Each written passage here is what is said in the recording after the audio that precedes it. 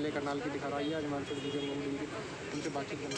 Sir क्या कहना चाहेंगे आज ये मोगडील का ये कैंप लगाया गया? आप हमें बताइए जो इसका कार्यक्रम का आयोजन किया गया उसका मुख्य उद्देश्य क्या था? ये माननीय होम मिनिस्टर महोदय की तरफ से जो निर्देश मिले थे कि अभी अगले 3 साल में हमें पूरे देश के हर डिस्ट्रिक्ट को मॉक एक्सरसाइज से कवर करना है। मैं 8th बटालियन NDRF गाजियाबाद से हूँ। हमारे एरिया ऑफ रिस्पॉन्सिबिलिटी में टोटल 64 डिस्ट्रिक्ट आते हैं, जिसमें हरियाणा के 22 डिस्ट्रिक्ट भी शामिल हैं। तो उसमें हमने एक प्लान बनाया जिसमें आज के लिए डिस्ट्रिक्ट करनाल को इसमें की डेट थी। इसमें हमने सिनेरियो रखे थे वल्नरेबिलिटी प्रोफाइल के हिसाब से, जो स्टेट का वल्नरेबिलिटी प्रोफाइल है कि कौन सा हज़ार्ड कहाँ ज़्यादा है, उस हिसाब से हमने अपने इसको सिनेरियो को रखा है। तो यहाँ चूँकि अर्थक्वेक जोन नंबर 3 में आता है और काफ़ी हाई राइज बिल्डिंग है, इस वजह से हमने इसको अर्थक्वेक का सिनेरियो रखा। 11 बजे एक अर्थक्वेक ट्रिगर हुआ जिसमें कल हमने कोऑर्डिनेशन कॉन्फ्रेंस करी और टेबल टॉप एक्सरसाइज करी। कोऑर्डिनेशन कॉन्फ्रेंस में हमने तय किया कि क्या सिनेरियो रखेंगे, कौन सा वेन्यू होगा, किस जगह करेंगे, कौन कौन सी एजेंसीज इसमें शामिल होंगी। उसके जस्ट बाद हम एक टेबल टॉप एक्सरसाइज करते हैं जिसमें का रिस्पांस प्लान होगा, उनका कोऑर्डिनेशन किस तरह से होगा। कल ये सब कुछ करने के बाद फिर आज हम जो हमने कल बात करी है उसे ऑन ग्राउंड आज हम ग्राउंड में करके देखते हैं। उसमें अगर कोई कमी निकलती है तो जो डिस्ट्रिक्ट डिज़ास्टर मैनेजमेंट प्लान जो हमारा बना होता है डिस्ट्रिक्ट का, उसको हम अमेंड करने की कोशिश करते हैं। और जैसे कि आपने बताया कि भी जनता को इसमें सहयोग करना चाहिए, तो जनता के लिए आप क्या मैसेज देना चाहेंगे? इसमें एक बहुत इम्पॉर्टेंट, देखिए मॉक एक्सरसाइज के कुछ जो मूलभूत उद्देश्य होते हैं, एक तो सभी की तैयारी। जैसे मेरी टीम ने अपना काम करके देखा, हमारी जो NDRF की टीम ने, सिविल डिफेंस के वॉलंटियर्स ने अपना काम किया, फिर आपस में हमारा कोऑर्डिनेशन किस तरह का है, हमें आने में कितना टाइम लग रहा है, हमको क्या परेशानी आई, और फिर जो आपने सवाल पूछा कि जनता को क्या इससे हम मैसेज देना चाहते हैं। तो जनता को इससे एक मैसेज देना चाहते हैं कि प्रशासन अपनी तरह से पूरी तरह से चाक चौबंद है, अपनी तैयारी में जुटा हुआ है, लेकिन साथ साथ जनता से क्या अपेक्षित है ये भी उन लोगों को पता होना चाहिए। जो ADC मैडम ने काफ़ी विस्तार से इसके बारे में बताया कि डूज़ एंड डोंट्स क्या होते हैं, हमें अर्थक्वेक से पहले क्या करना चाहिए, ऑथराइज कंस्ट्रक्शन है हमें उतना ही करना चाहिए, अननेसेसरी अनऑथराइज कंस्ट्रक्शन नहीं करना चाहिए, आर्किटेक्ट के थ्रू हमें नक्शा पास करा के ही बिल्डिंग बनानी चाहिए। अपने घर में सामान को किस तरह सज्जित करना है, कैसे लगाना है, ऐसा नहीं कि हमने कोई बहुत भारी ऑब्जेक्ट अपने बेडरूम के ऊपर लगा दिया और सबसे पहले ट्रेमर्स आए और वो बिल्डिंग में कोई नुकसान नहीं हुआ, लेकिन उसकी वजह से वो कोलैप्स हो गया। तो इन चीज़ों का ध्यान अर्थक्वेक से पहले रखना चाहिए। अर्थक्वेक के दौरान ड्रॉप कवर एंड होल्ड, कि हम कहीं बैठे, हमने अपने वाइटल ऑर्गन्स को बचाया जब तक ट्रेमर्स चल रहे हैं, क्योंकि छोटी बिल्डिंग है, हम बिल्कुल गेट सारी चीज़ के नीचे अपने आप को छुपा लें, और अगर कुछ नहीं हो सकता तो अपने दोनों हाथों से एल्बो की सहायता से अपने सिर को छुपा लिया जाए। उसके बाद जैसे ही ट्रेमर बंद होते हैं उसके बाद हम बाहर निकलें, खुद को सुरक्षित निकालें और दूसरों को सुरक्षित करने में अपना योगदान दें।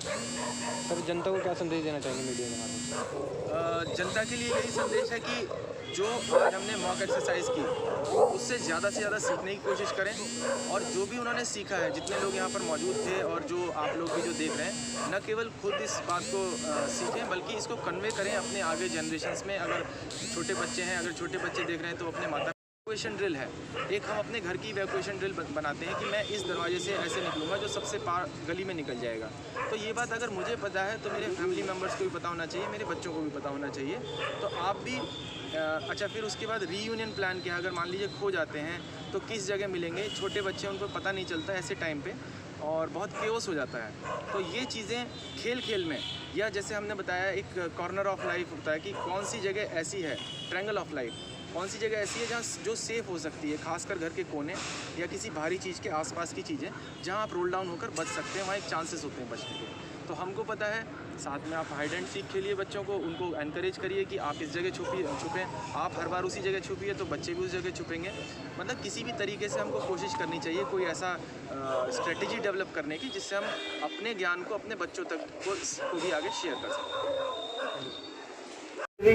स्किल्स होती हैं जो हमारे जो एजेंसी है शुरुआत में आए थे, इनिशियल जो रेड क्रॉस, और इन्होंने जो रिस्पांस करके दिखाया था, लिफ्टिंग कैरिंग किस तरह से ले जाना है जिससे कि आप किसी की कंडीशन को ऑलरेडी इंजर्ड हो चुका है उसको एग्रीवेट ना कर दें।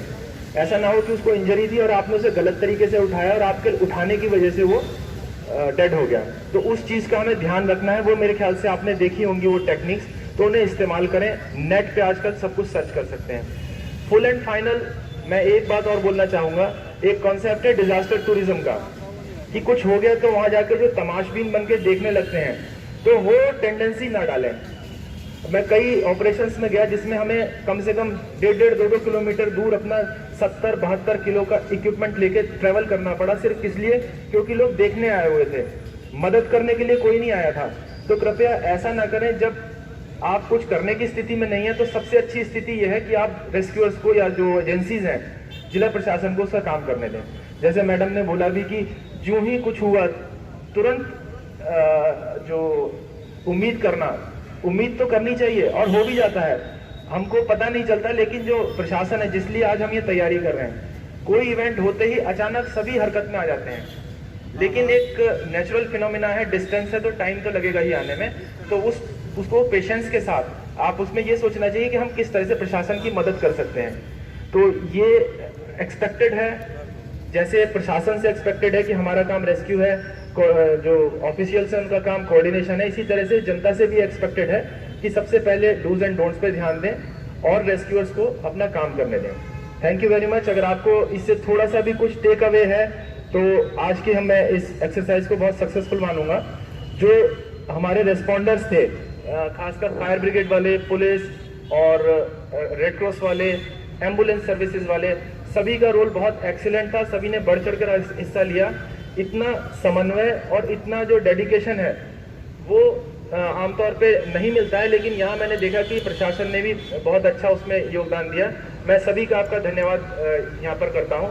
जय Hind. Thank you so much sir. जितने भी डिपार्टमेंट आज इसमें इन्वॉल्व हुए हैं उनका बड़े दिल से धन्यवाद, और जो लोग यहाँ पर हैं आपके सहयोग के लिए thank you so much. Hopefully ये मॉक ड्रिल आप लोगों को अच्छा लगा होगा और आगे भी भविष्य में हम कोशिश करेंगे इसको और बेटर और अच्छे तरीके से कर सके। जितने मेरे सीनियर ऑफिसर्स बैठे हैं, thank you so much sir सभी का। अभी ये हमारा सेशन आज का जो है वो खत्म होता है। बहुत बहुत धन्यवाद।